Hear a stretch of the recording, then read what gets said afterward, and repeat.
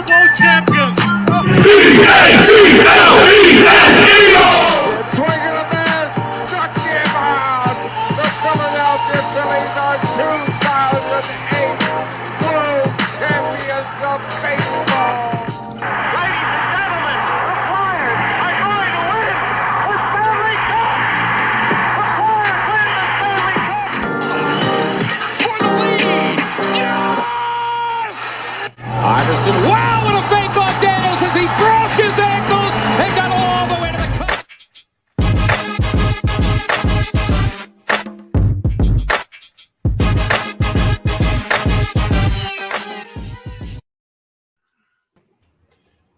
Yeah! What is up? What's up, gentlemen? How are we tonight? Episode 103. Episode 103. Let's get it. And we got lots of great stuff. We It's a big fucking week, guys. Hey, we got a big fucking game on Sunday, don't we? Joe, say it. Joe, say We it. got with a your- big game. Say it with your gut, Joe. We got a big game on Sunday. What kind of Playoff. game? We got a big game. Talking about playoffs? Playoffs. We're not talking about the playoffs. We're talking about the NFC Championship game. In our house. Our house. What a beautiful thing. Let's go. What a Let's beautiful thing. go. Like, let's get it. Like, matching the intensity of you gentlemen is just, it's going to go unmatched. Like, I can't do it because I have this burning fire in my soul.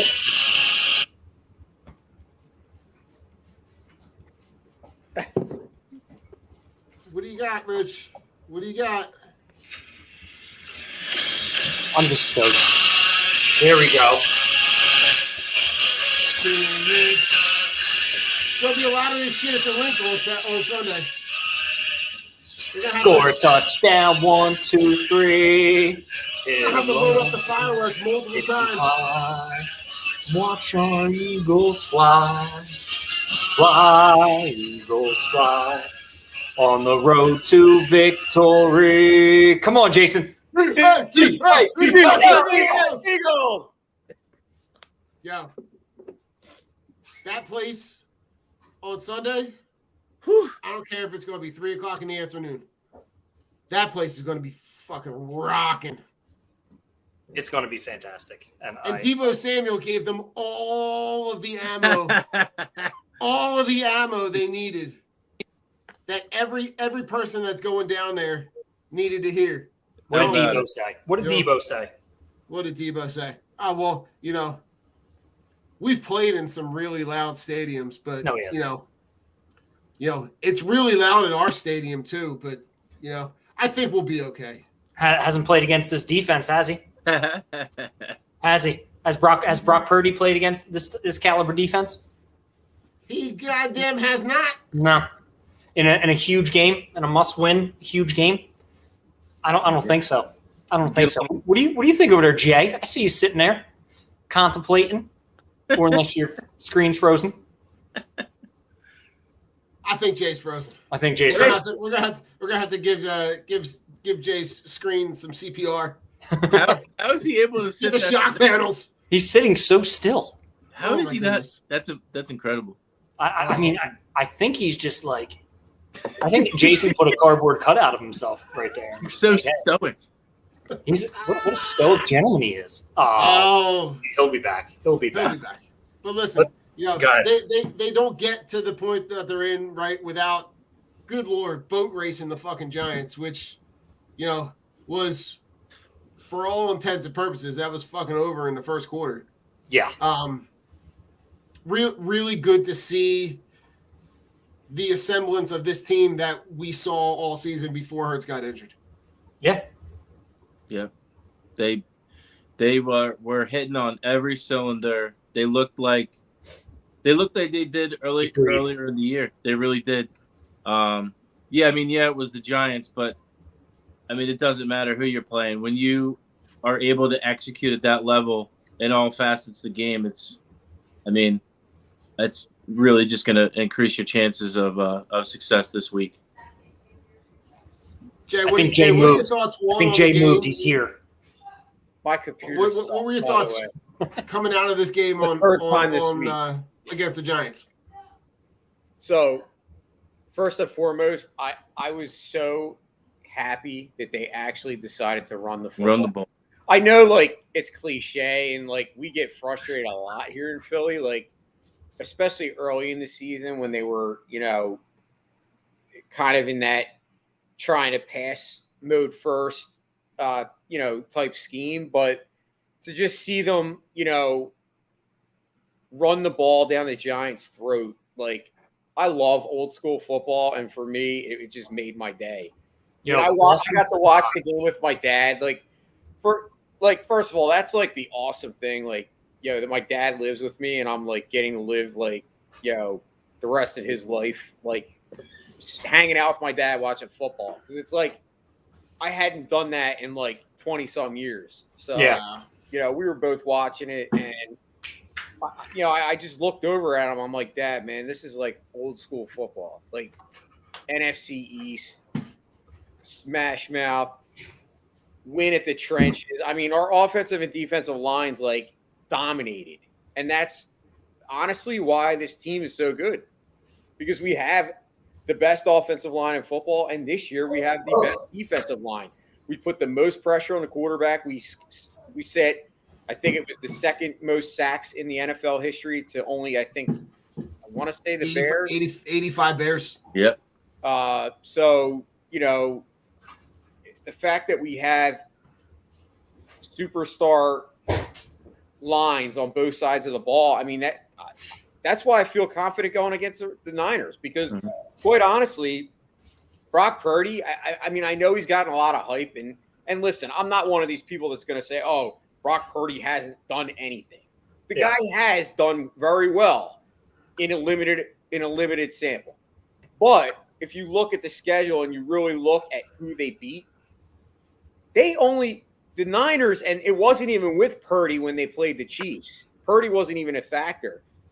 The only team that they've played besides the Cowboys last week was the Dolphins with Purdy. And that's the only winning record that they had on their schedule. And Tua wasn't starting for them, right? And a lot of those games were at home. Oh, okay. Right. Yeah. Yeah. He played 2 road games. 2 road games. But realistically, And I believe it was the Chargers and they struggled. Chargers and Raiders. I mean, I guess that's my biggest frustration with everybody that's out there saying, oh my God, Brock Purdy this, Brock Purdy that. Like, even in the game when he threw for 300 yards, one pass was Deebo Samuel. It was a 5-yard slant, and Deebo took it to the house. So I don't consider that Brock Purdy. I mean, he basically threw a pass that you and I could have thrown, and the guy scored. So a lot of his touchdowns have been like that. Yeah, the Seahawks decided not to tackle him. Yeah, he's not a world beater. So I guess that's where I'm like, dude, he's very beatable. And we have on the other side, arguably the MVP of the league, Jalen Hurts. Like, the mismatch at quarterback is beyond me. And for people that are out there saying, like, oh my God, this game's going to be super close. Like, yeah, I think it's going to be a tougher opponent. It's probably the toughest opponent we've faced all year. But I think it's time, gentlemen, that we actually finally admit in Philly that we have the best team in the league. Because I really think we do. Yeah, listen, and those in-season pickups, right? Linval Joseph and Ndamukong Suh, right? It's for this moment right here. Yep. Right? So that you can rotate between those 2 guys and Javon Hargrave and Jordan Davis and all those guys, that concentration of talent in the middle of that line where the 49ers line is more susceptible, right? Where they can get pressure up the middle, force him left. And you saw a bunch of plays in the game against Dallas where he's kind of scrambling, running around, you know, and not for nothing, but if the Dallas DBs make a handful of plays, as in those errant throws or interceptions, that game is easily flipped in a completely different direction. There are a lot of places where the talent groups that match up are even, but there's a couple of places in the middle of the D line, and I think on the outside I think on the outside, when you match the DBs of the 49ers up with the Eagles wide receivers, I think there's a clear advantage, especially at the safety position where those guys, I think there's going to be at least 2 or 3 plays where they try to go way up top and they try to establish A.J. Brown and get him right? Because he kind of felt a certain way that the game kind of got out of hand before he ever got involved. And then they really didn't need to, he had that opportunity on that long pass to kind of put the game away and it kind of falls short. There's a lot of places where they match up really well. But then there's other places where I see, like, if we can take advantage of it, like, they got to come play us. Like, they got to travel cross country. They got to come here. They got to play this team on this field in front of this fan base. I feel like those kind of advantages that are not on the field, those are things that the Eagles can take advantage of. And if they can get out ahead of this game, man, I really think that they can kind of they can kind of pin their ears back and go get Purdy. Yeah. And put a lot of pressure on him and put the game on him. He's a game manager. He's a point guard. System quarterback. So you got to put him in a position where that glass slipper comes off. I think earlier, I didn't watch it. I was at work, but someone was saying that Peter Schrager, I guess he's on ESPN, he actually made a great call out that nobody's really talking about. Apparently, the Eagles' defensive backs coached for Iowa State when Brock Purdy was there. This guy apparently knows Brock Purdy probably better than anybody because he coached against him in college at practice. Obviously, it's practice, but still. Practice? So, talk about some inside information that we might have, on Brock Purdy, on his tendencies and stuff, because obviously the Eagles haven't saw Brock Purdy, being that it's only his, 8th start. Right. But, obviously we haven't played the Niners since last year. I think the Niners did win that game, but I think it was a close game. But like I said, I think you look for every advantage. You mentioned it. Yeah. I mean, the wide receivers, I believe, in the 4 remaining teams, we have the best wide receiver group out of the 4 teams. I know the Bengals would argue that, Chase and Higgins are better, but I'm not buying that. I still think A.J. Brown is better than Jamar Chase. Maybe down the line, Jamar Chase becomes, better, but A.J. Brown's had a longer career, and I just think A.J. Brown can do everything. He's probably one of the most complete route runners in football. Yeah. And it's just his size. Like he can just run over people with that speed. It's funny because everyone says Deebo Samuel, and it's like, I think A.J. Brown's way better than Deebo Samuel. I think Deebo Samuel is one of those kind of like freak athletes, but like I can't see Deebo doing all the things that A.J. Brown does. I just don't. Yeah. I've seen Brock Purdy Maybe before. I'm a homer. I've seen Brock Purdy before. You see him, all these flash in the pan, little system quarterbacks. You see them. You've seen this with, to me, he's no better than Jimmy G. He's no better than a guy you go in who manages the game, throws the outs, throws the slants, throws the swing passes, gets the ball into the hands of his playmakers, and does enough to win. He's one of those guys where he's going to rely on the yards after the catch from Deebo and McCaffrey.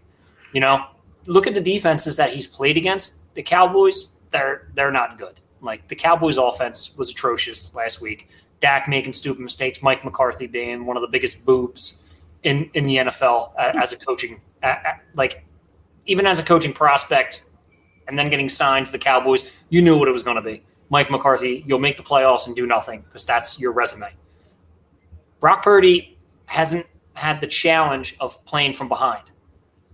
It's going to be important when the Eagles put up 2 touchdowns and you have to have Brock Purdy, okay, we may have to ditch the ball with Christian McCaffrey. Now we got to pass. Make this dude work. Don't let this guy get comfortable throwing these dink and dunks, letting McCaffrey run wild on the outside, throwing some stupid little swing passes. Debo coming across. Don't get messed up with your defensive assignments. You have to play the football that you've been playing, and you'll dominate the game. I don't see Brock Purdy, if they're down 14, all of a sudden becoming this guy who's going to be slinging the ball down the field. That's not what that offense is built for. Yeah, you'll have Kittle trying to run up the seams. That's fine. He'll get picked up. All right, Debo is going to run across the field. He'll get picked up.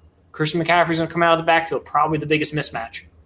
But again, I'm not worried about that. My worry, can you contain Christian McCaffrey and Debo and not let them run loose? You've seen that happen this season. You've seen these guys get contained and the Niners still win. But again, it's against bad teams. It's against bad teams. San Fran doesn't scare me. For some reason, I don't feel it in my soul that San Fran can beat us. And does that calf injury factor in at all, you think? Because towards the end of that Dallas game, right, he's only on the field third downs. I mean, they still got Elijah Mitchell, who's a hell of a guy. And Elijah Mitchell is going to come in, and you saw it in Dallas. He came in and he wasn't going away from contact. He was wanting something. He's seeking it out. And he was seeking it out because he hasn't played in a while. He still has, he's got things to prove. Yeah. Can the Eagles match up with the 49ers? I believe our wide receivers are better. I believe our head coach is better. Our quarterback is better. You get into the defensive line, about equal. Both lines. Yeah, both lines. About equal. I still think our defensive line is overall plays better. I mean, when you look at the overall, just look at the statistics or the sack statistics, right? You have, right, the Eagles have 4 guys that have 10-plus sacks. The 49ers, right, no one will argue with Bosa's talent on the field, right, putting up 18.5 sacks this season. But he's going up against lean. Right. And at the same time, the next closest guy, 5. Right, so you're looking at it to me, I'm looking at if I'm trying to attack that defense, I'm using the same kind of strategy that I was using when they played Parsons. Yep. Go right at him. Yep. Right, you go right at him. Right, there was some kind of analytical statistic about when the plays are run at him, he's rated like 190th out of like 200 players. Yeah. Right. To me, I'm running right at him. I'm going as close to contact as I can because I think the guys that they have up front, I think that one play where you saw them kind of show their hand in that quarterback sneak where they pitch it outside, right? I think that keeps guys honest in there. But I also think they may utilize that offset line. Like on that play, they swung Mailata over to the opposite side, and it was Mailata, Lane Johnson, and Landon Digger. Like all 3 of those guys are all lined up. Like you might see a little bit of that. You might see some creativity. Yeah. I can't agree more. You have to use that mentality, go right at them. And then I look at their linebacking crew is insane. Seattle scored 23 against the Niners, looking for the draw. Yeah. That's Geno. Like that's not Jalen Hurts. Yeah. Right. Like, and see, that's the factor. Like, and that's what you saw, like, against the Giants. Like when we just mutilated the Giants. It's not so much the skill positions. It's so much what the offense commands when Jalen Hurts is back there and he's healthy. Because you don't know what to expect. Because the dude will carve you up on the ground or through the air. Like, I am sold on I want Jalen Hurts to be my franchise quarterback until the end of time. Because of the progressions he made and the throws that he's been making. He's been making the throws that you want him to make. Mm-hmm. And I'm impressed by everything, and I'm sorry I poo-pooed him. It's okay, but right? At the same time, it took him to make those progressions to get to the level of play that he's at right now. He did what a leader does. He commands the locker room, he has the mentality, and he put the work in. Yeah. No one's going to outwork him. I don't think Brock Purdy is studying more film than him right now. I don't think Brock Purdy, honestly, can comprehend coming into the link and playing in such a hostile environment that he's going to be in on Sunday. You can't mimic that. If that dude doesn't crap his pants the first time he gets sacked, then that guy's a warrior. Because it's going to be bad, and I think it's going to be bad all night for him. I love the matchups at the corners with A.J. Brown and Devonta. Like, I love that. Dallas Goedert, not so much this week just because you have Greenlaw and fucking Fred Warner. Like, those dudes are just absolute. Those are fucking animals. Bowman and fucking Willis 2.0. Like, it's crazy. Those guys have been playing out of their mind. Like, old-ass Jimmy Ward, like, that's a guy I'm supposed to be scared of. Like, they were breaking down how great the defense was for the 49ers last week on those Dak interceptions, and they were just terribly thrown balls by Dak, staring down wide receivers, and Jimmy Ward just cuts in front and picks one off, and then the other one gets batted and picked. It's not like they were playing a world-beater quarterback. It wasn't Patrick Mahomes out there that they were intercepting. It was Dak Rain Dakota Prescott was out there. The 49ers are also 20th against the pass overall, and you're spot on. They didn't play effectively against the pass. The only reason they did is because there was no dual threat. Once Pollard went down, Dallas had zero running game. Dallas did not run the football. And that's why I feel confident, even if we – not even, because I believe we will get to the Super – obviously, we're going to give our picks, but – when we get to the Super Bowl, I'm going to be cocky about it. I don't care. I think the Eagles are winning this game. And we face either the Bengals or the Chiefs. Either one of those teams, we have a better running game than. Bengals have Mixon. He's decent. But the Bengals don't really ever stick to the run. If you look, we match up so well against every single team that the Eagles can only beat themselves. And that's not worrying me because of how well they're being coached right now. We played a flawless game against the Giants last week. And now you keep that rolling. You keep those guys hungry and wanting more. You're going to play a better game against the 49ers, which is fucking scary. Because here's my thing. I truly do not think the Eagles played their best game all year. Yet. I don't think they played it yet. And I think we're about to see it.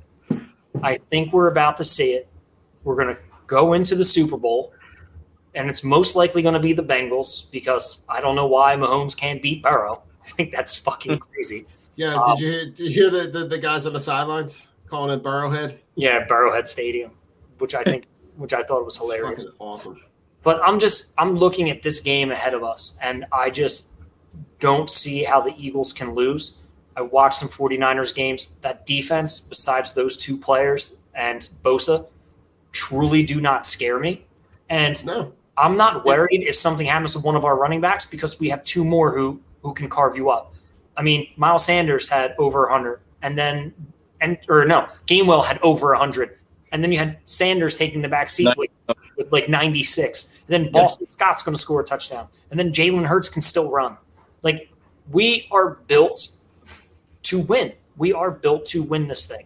And if we don't, I don't even want to think about that. It's because we shot ourselves in the foot. Absolutely. Yeah.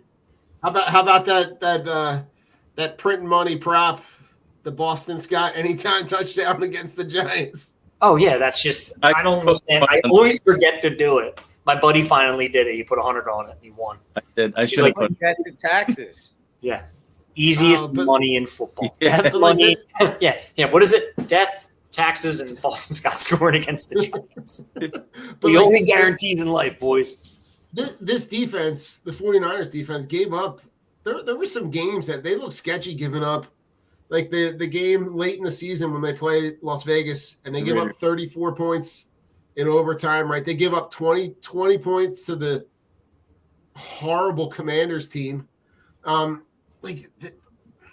There's part of this defense. Like they gave up 23 against Seattle, and Seattle was every bit in that game until San Francisco's offense just decided to show up in the second half.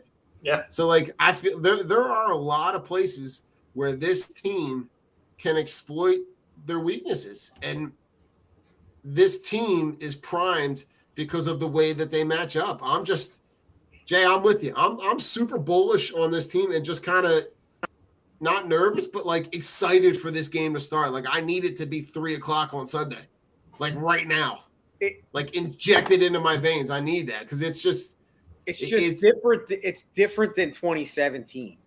Right, because we had this feeling in 2017. I don't think any of us did. Most of us were scared shitless because we had Nick Foles going and they were struggling down the stretch. Nick Foles struggled in the Atlanta game.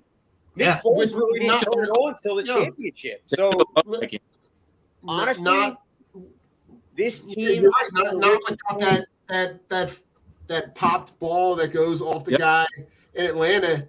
Right, if that ball gets intercepted and they go down and they put points on the board, then that they're going to have a hard time coming back on that one. What if Julio Jones doesn't fall down in the end zone? Yeah, I mean, listen, I love what Rich we'd still be crying on Broad Street here.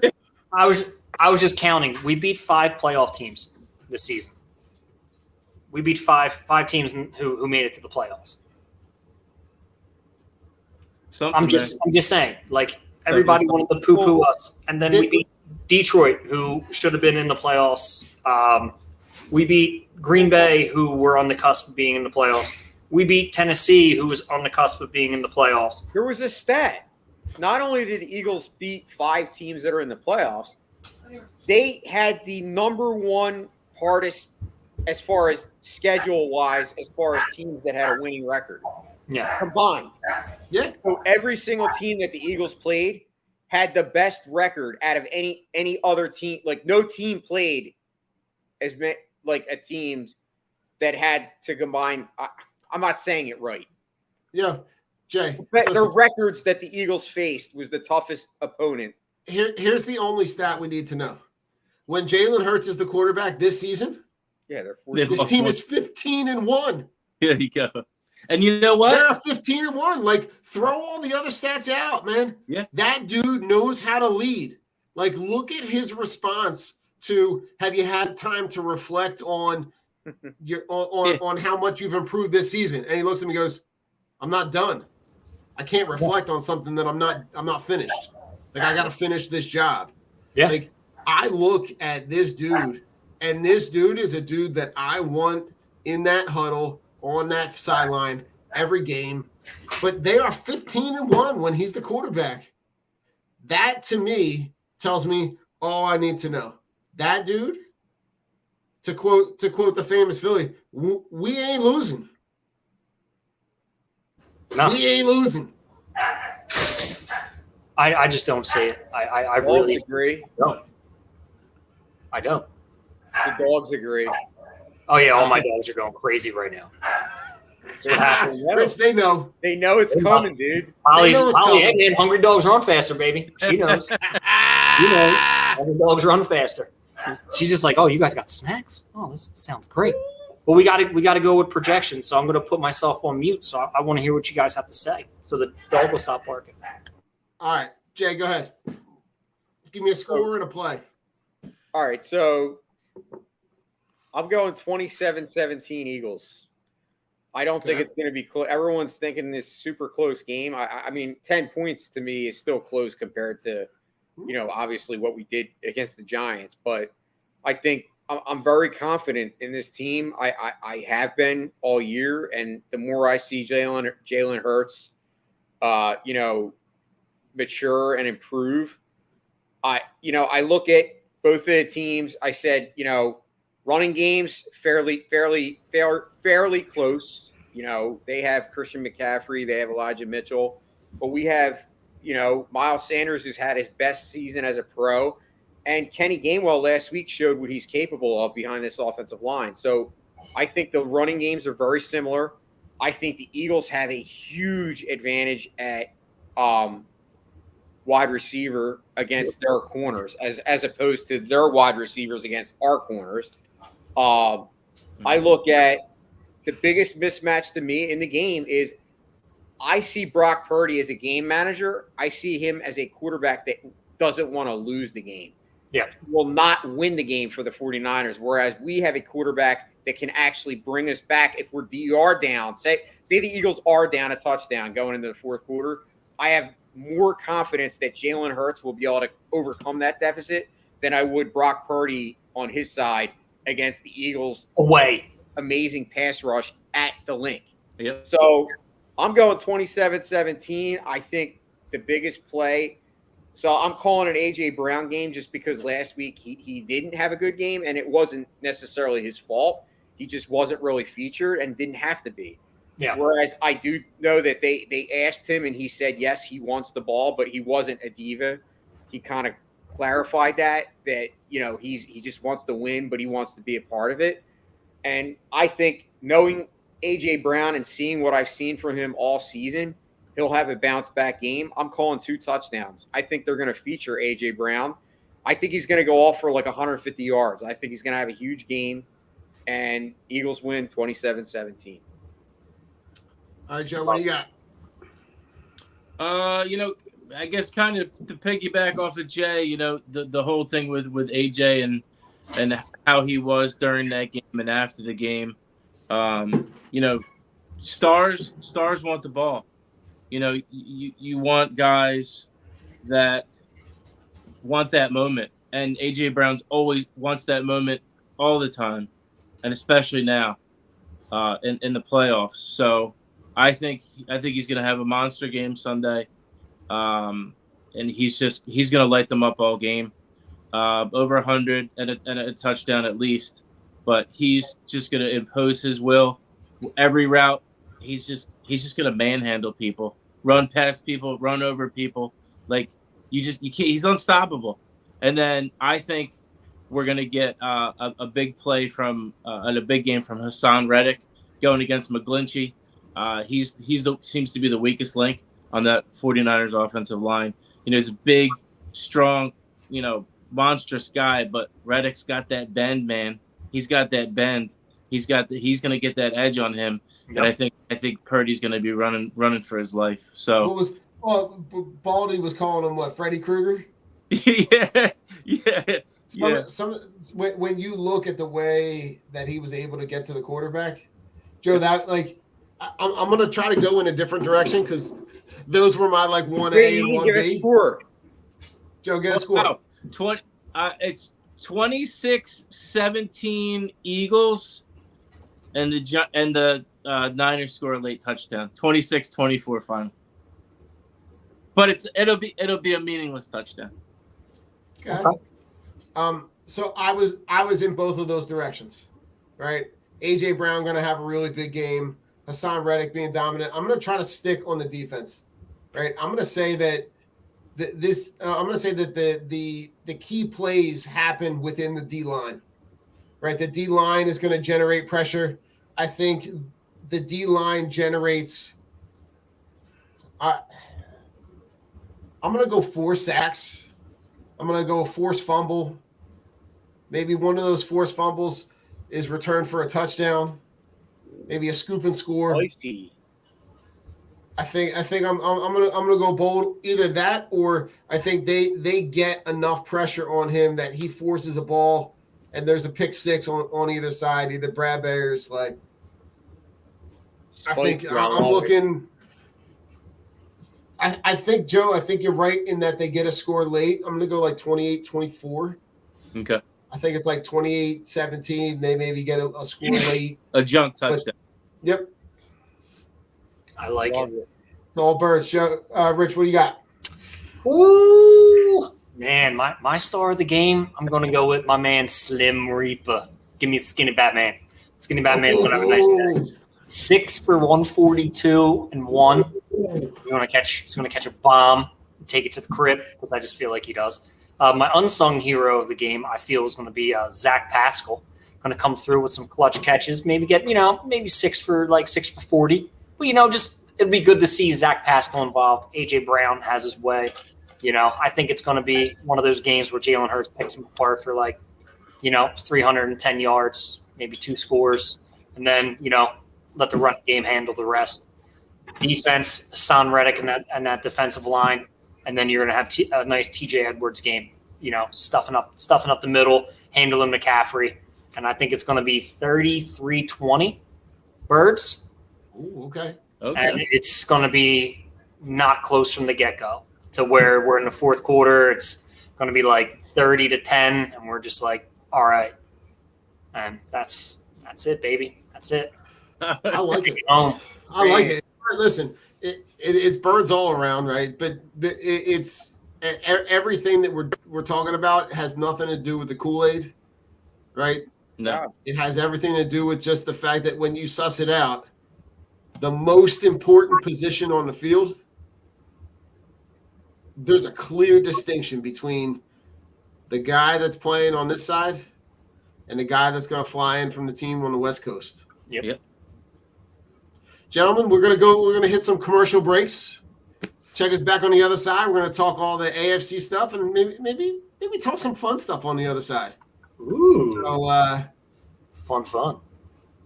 Von C Brewing Company is a 20-barrel, 16,000-square-foot microbrewery with a 2,500-square-foot tasting room, including a spacious outside beer gardens in Norristown, PA, in the heart of Montgomery County. The Von C family is part of the family that started C. Schmidt and Son Brewing in 1860.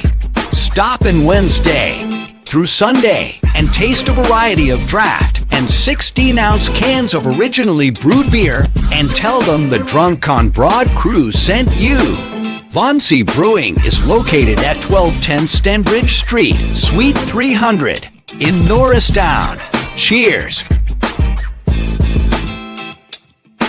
Team Clicks are the only glasses for real sports fans.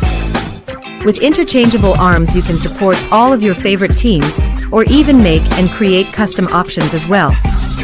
These die-hard sports fans have realized that sports fans needed something other than face paint to show their love and passion for their teams. Go to teamclicks.com/DOB and show your love for your hometown team. La Torrens curated collection of men's and women's watches is a perfect investment that lasts for years to come and fits perfectly with your every outfit and style.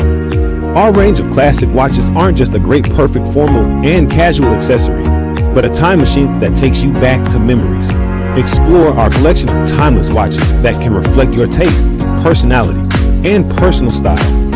Our exclusive collection of carefully curated, affordable luxury watches is what you need to make a personalized style statement. You can take pride in your prized possession, handing it over to the next generations as your most loved asset that they can also own and display with the same pride. These high-quality pieces stand the test of time, giving exceptional value and return on your investment. Go to la-touring.com and use code DOB at checkout and get 10% off. If you're looking for unique sports apparel, check out Streaker Sports. They've dug deep into the archives and have brought back some incredible defunct team logos and have even created entire defunct league collections. They also have collections paying homage to sports culture, including the Miracle on Ice, Slap Shot, Caddyshack, the Mighty Ducks, and even have a license with Wiffle Ball and USA Hockey.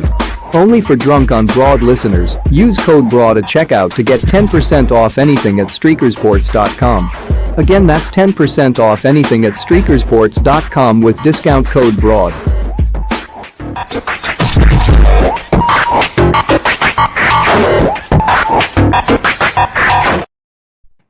welcome back. Oh, Thanks for hey. sticking with us on those quick commercial breaks. Dude, Welcome that's back. awesome. When did you put Yeah, that man. together? Jay, listen. When you take a step back and you don't focus on retweeting 7,000 things that don't pertain to your show, you actually have time to put some like pretty cool shit together. Yeah.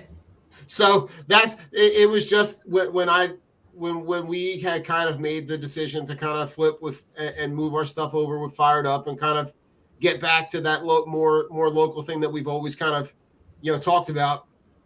It really gave us the opportunity to be able to be like, instead of just like quickly mentioning the sponsors at the end of the show, be like, oh, go check them out. Professional. Actually got a chance to put some shit together. So, but listen, not as cool as maybe what's going to happen. You know, the NFL kind of looks out, and the Bengals and Chiefs play in the AFC. Thank God they're not playing that fucking game at a fucking neutral site in Atlanta, because that would have been stupid as all get out. But what are your thoughts, Cincinnati, KC? Right, because there's a lot going into this matchup that we really didn't think was going to pertain, considering the injury that happens to Mahomes in the middle of the game. Who What do you think? Want me to start? Oh, I just don't. Oh, I'm sorry. I just don't care. Got it. Sorry, I'm just Eagles only. Go ahead. Yeah, I mean, I'm like Rich, but I guess if I have to give my 2 cents on both teams, I still think, to me, the Chiefs get a lot of disrespect in a similar way that the Eagles do. I think Pat Mahomes gets a lot of disrespect because a lot of people still don't believe that he's like number one. Like, but I get it that Burrow has beat him the last couple of years, and he's not better than Burrow is not better than Mahomes. No, and I don't believe that either. But I think there are people out there that put Josh Allen, Burrow ahead of Mahomes, and I just don't see. I think what I've seen Mahomes do, I don't think there's any quarterback on the planet right now as good as him. I mean, Mahomes is number one option is Travis Kelce, who technically should be a wide receiver, and then a bunch of wide receiver fours. Like, let's be real.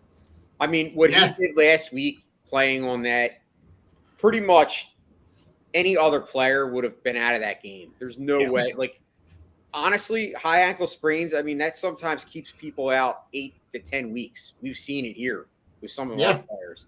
So for him to be able to have a high ankle sprain and produce at the way he did in that second half, I don't. It's just wild. I don't think it. I don't see a way that I can say that the Bengals are going to win, even though I know that that's been the trend. Bengals won last year. I still think the Chiefs win this game. I do. I just think that Pat Mahomes is on another planet, as I said. And I would love nothing more than to have a Super Bowl against the Chiefs and have Big Red. And I just think it would be more of just a storyline. I mean, the storylines would be tremendous, right? You got, Andy Reid coming back and playing the team that he spent over, close to over a decade with, right? You got the Kelce brothers. You got there's a lot. The Chiefs are trying to avenge the loss that they had, like when they match up against Tampa.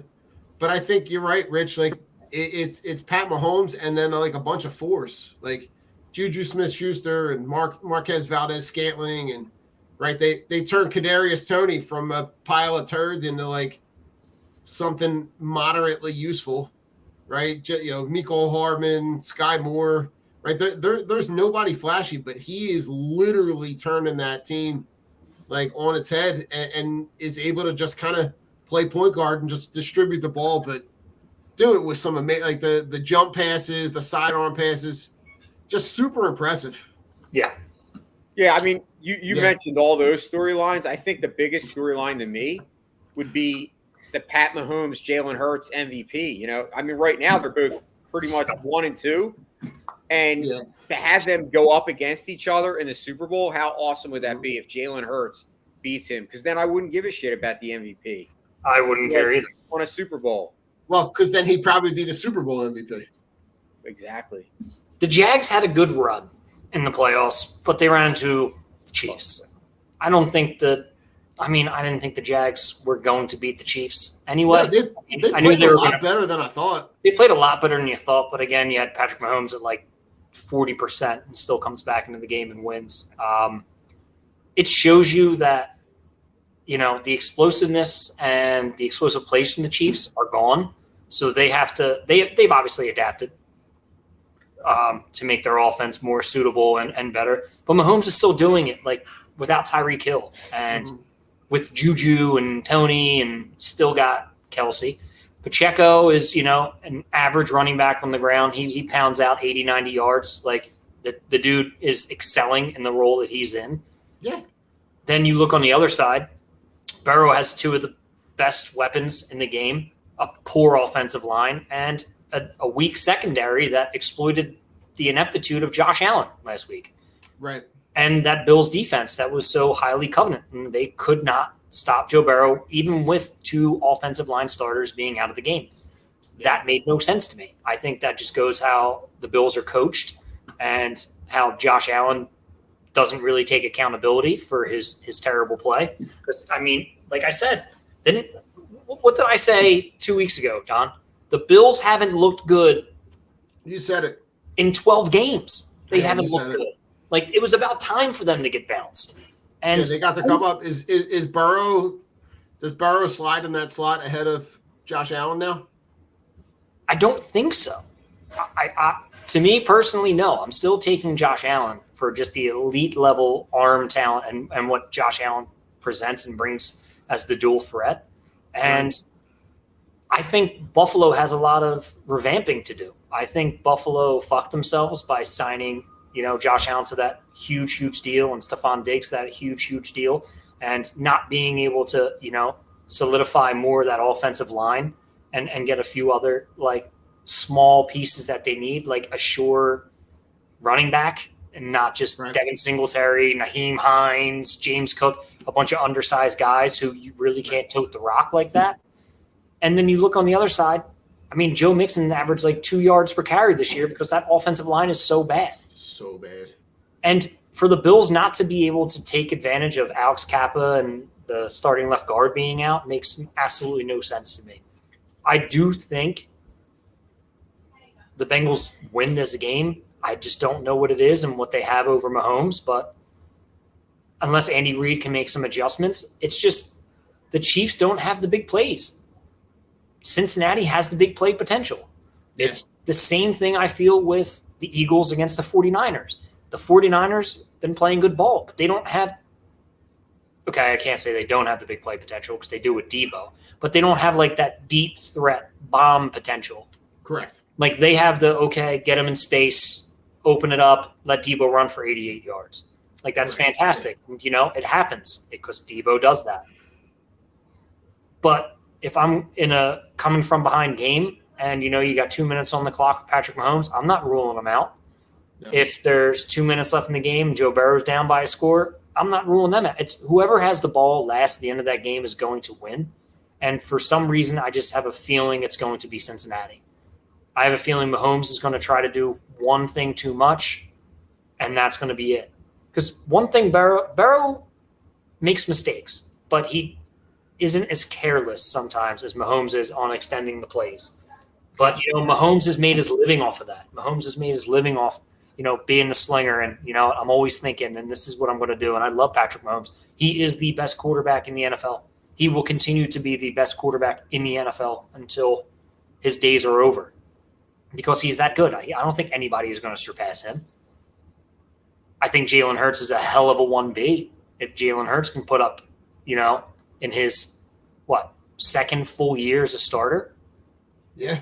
Put up, a Super Bowl ring. I think that puts him pretty close. See, it separates him from the 2 other guys, from Josh Allen and Joe Burrow. Yeah, you're right. And I just see the Eagles looking at everybody in their rearview mirror right now. We'll talk off-season stuff later and how this team's built at another date. But I don't see the Eagles losing this week. And honestly, it's a coin flip, but I see Cincy just beating it out. And let's be real, Cincinnati matches up really good with us because that offensive line sucks. And our defensive line is fucking nasty. Yeah. Yeah, I think if you're kind of looking, if you're peeking ahead, right, that's if there's a matchup to kind of handpick, that's the one that you could kind of cherry pick and put the Eagles in the best spot because you're looking at that our D line could essentially just have just a feasting rotation of guys fresh coming at them where you can constantly put pressure on Joe Burrow and maybe not give him the time and space to be able to make those passes. Yeah. So, yeah. I mean, listen, This game is a real, like, you're right, Rich. It is a complete coin toss in terms of, like, it could go either way. Part of me just thinks maybe KC puts it together in a way where they kind of try to, they're on a trying to avenge the loss from last season. They know that when they played the Bills, and if you look at it in comparison to last season, right? The Chiefs played the Bills in that game in the divisional round, and they come back and they lose to Cincinnati in the conference round. Right now, Cincinnati played Buffalo. Right, that was a big game. They get up early. Right, they play really well. Is there maybe a letdown in trying to go back to the Super Bowl again? Maybe Kansas City gets the chance to avenge that loss from last season. But I think it's a close game. I think it's a one-score game. I think it's a game where you're going to live and die with Mahomes, and you're going to let Mahomes, get the opportunity to put the ball in space and just let him be a point guard. Because if you look at the stats of him in the pocket compared before and after that injury, right, 44% of the time he spends in the pocket before the injury. Yeah. After the injury, 88%. Like, it's going to be quick hits. He's not going to be spending a ton of time in the back because he can't scramble. He's not going to be able to move unless he's got that ankle so juiced up that he can't feel anything. Yeah. So it's going to be interesting. It's going to be fun. It's going to be exciting. Good fun Sunday. Let's end with some fun stuff. Jay, give me some music that nobody's talking about that we should be listening to. Well, I think a lot of people do a little crossover. I think a lot of people are talking about it, but I'm super excited about the Metallica record that's going to be dropping. They've already dropped 2 new tracks, and they're phenomenal. Like, it brings me back almost to their heyday when they were actually really relevant. I mean, obviously, Metallica, they really haven't put out much good material. I did like Hardwired to Self-Destruct. That was their most recent, and I believe that was in 2018. But I'm really excited about this new record because I think it's kind of going back to old school Metallica, and that's what I love. So definitely check it out. That'll be coming out shortly. Obviously, as I said, they've already dropped 2 tracks. There's another band. We actually had them on Sports and Metal. They're called Hail Sagan. They're from they're from Vegas, but they were in LA. But it's actually Sagan Amory. She's a female vocalist and the guitarist played for Powerman 5000. I don't know if you ever heard of them. Yeah. It's basically him and her, and then it's a bunch of like no-name musicians. But they got a new album dropping actually tomorrow as well. We had them on the show, and it's freaking awesome. Like, they sound like 9 Inch Nails. If you like 9 Inch Nails or you like any kind of that industrial metal, really good. And she's an awesome vocalist. So Powerman 5000's #1 single when worlds collide. Absolutely. I remember that. Like I said, 2 things that I would highly recommend in the music world. Rich, you got any of the tracks that you're putting on repeat this week? No, John, I've been listening to the Dirty Heads radio a lot. Just getting, the hip hop reggae stuff and just, vibing. It's a vibe. It's what we're doing. TV though, I've been Letterkenny came out season 10 and 11 and absolutely hilarious. I really recommend, if you guys have not watched Shoresy or Letterkenny from Jared Kesso, honestly, Shoresy is one of hands down the best sports shows that you could watch. The story is great. It's hilarious, and it just has the Polly, come here, Papa, Polly, get over here. Sorry, I don't want her to start barking. It's so good. So I mean, Letterkenny, Jay, if you're looking for a laugh, start it. It's hilarious. What is it on Netflix? It's on Hulu. Okay. And Shoresy, dude, watch Shoresy. Yeah. It's shot Rich, so well. You're gonna love it. I'm like 4 episodes in, Rich. It's fucking hilarious, man. Right? And it's so funny. It's so funny. Yeah, like it is like it's the minor league hockey meets like the most crass, crude humor. But it takes the perspective of like the goon, but makes the goon the star.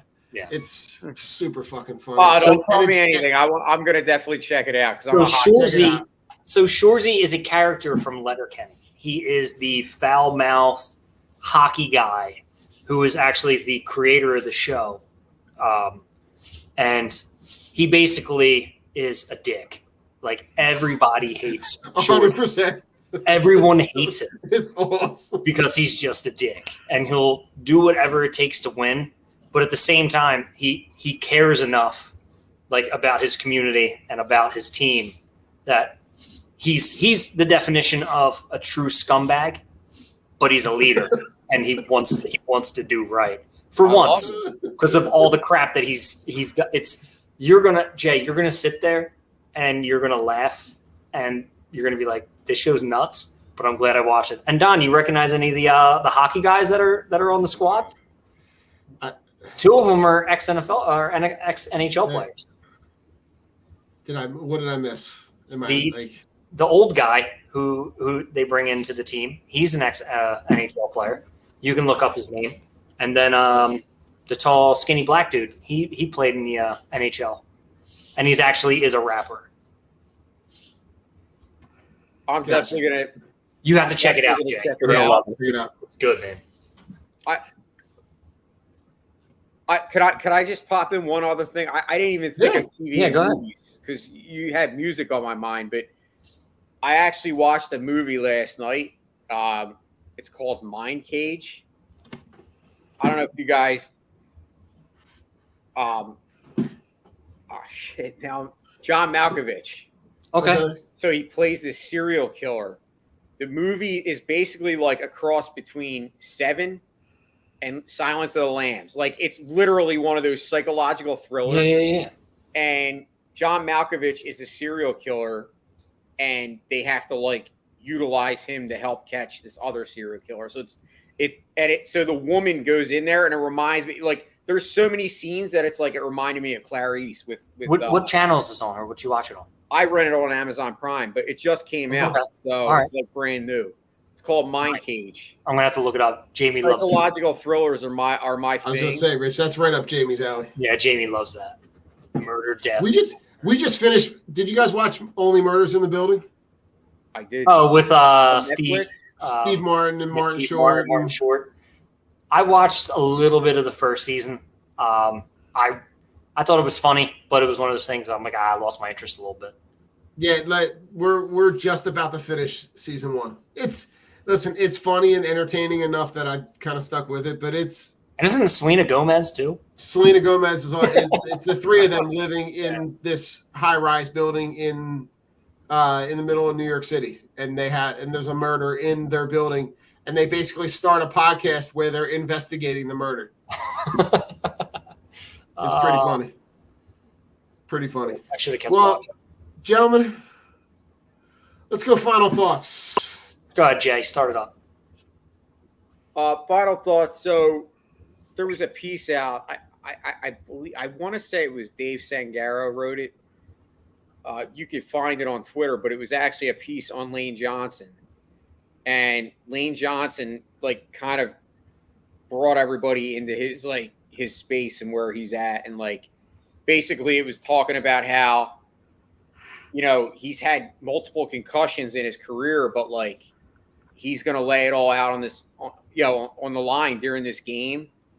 And he also got into the whole this stuff with his struggles with mental illness and stuff, and how he had to leave the team a couple games last year. And he also brought up some really good points about like social media and how like Twitter has become like such a cesspool, and like how do athletes block that stuff out? I think it was for the Inquirer, but definitely check it out. Good read, and kudos to Lane Johnson for always like letting people in. Yeah, most definitely. I like it. Don, what do you got? Listen, we'd be remiss if we didn't today was the anniversary of Kobe Bryant passing. Yeah. And had me kind of reminiscent about the impact that he had on not only the NBA, but he was a guy that I watched down at the Palestra when he was in high school playing at Lower Merion. And just what a guy, what a career, what a player, but also what a guy. So I went down like a rabbit hole today, like watching highlight stuff and watching videos of him from high school. But the one that kind of hit me in the feels was the video of him in his house holding his 1-year-old while he's watching the Eagles win the Super Bowl. Yeah. And it just it caught me right in the feels, man. And it was like the convergence of being super excited for this Eagles game, but then also remembering, his life and how passionate he was about everything, whether it was a game or whether it was his fandom, whatever it was, man. He just, it was all in all the time. But just to see him in that moment, it kind of gave me reminiscing time. It's exactly how I acted as soon as that game was over, running around, being giddy, screaming that they won. It just hit me kind of in the feels in all different directions, man. It was a cool moment, but also, feel very, sad that that's a guy that, feel like he was destined for greater things, but it was cool to kind of go back down that memory lane, man. So that's why I got the Lower Merion 33. Kobe Bryant jersey. I totally slipped my mind. Yeah. I remember where I was. Good pull. Standing in my kitchen. It was That shit was freaky. I thought it was fucking fake too. Yeah, that was a crazy day. Sad day. Yeah. Oh man. What do we got, man? We got Birds on Sunday. I mean, I'm amped because it's so weird. I was watching the game with my dad and just talking, and it's you might you went through a whole life without seeing a Super Bowl, Pops, and it's you might see 2 right now, and he's just it's crazy. He's it's crazy. You never imagined that. And like you said, being able, Jay, you're saying, I watched the game with my dad. It's me too.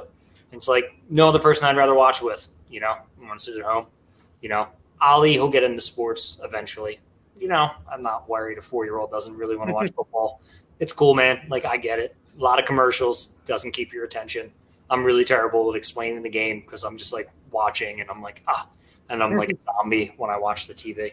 Where I'm looking in the group chat trying to keep up with what the hell's being said about what play and breaking it down. Because everybody's a couch analyst, right? Everybody's a couch coach, quarterback. But it's cool to be able to share those moments. And it's on a day like today, the death and the anniversary of the death of Kobe Bryant. It's you share the moments with the people you love and the father-son bonds. Me and Ali will make those memories with sports later when he's more into it and decides what team he really cares about. It's gonna be Philadelphia. It's not gonna be any other team because there's no other influence. And if there are, I will beat them, and that'll be it. But it's just it's cool to be able to sit down and watch the game and be hey, where were you on the 2017 Super Bowl? Oh, I was here downstairs with my dad and his best buddy, and went to work and on an hour's sleep. Probably shouldn't have went to work, but I had to go or I was going to get fired because that's what they told us, which was stupid. But with that night that they win, I call my brother is working. He's bartending at a place, and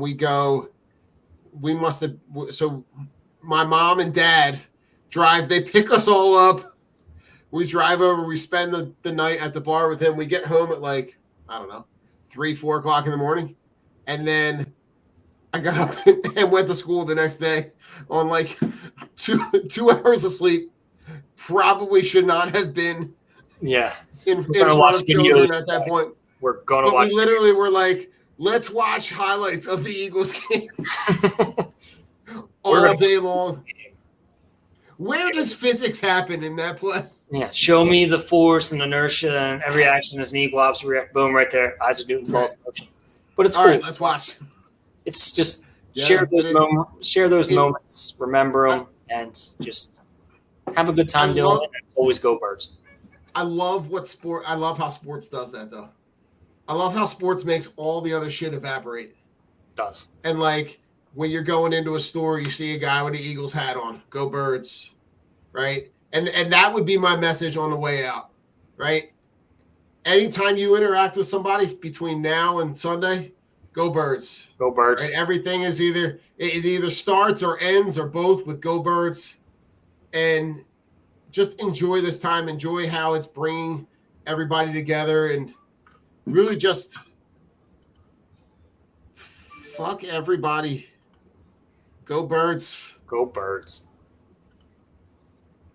Well, gentlemen, it's that time. You stuck around, you fucked around, you found out.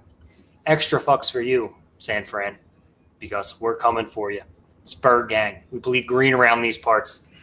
Davion Taylor, I got one for you.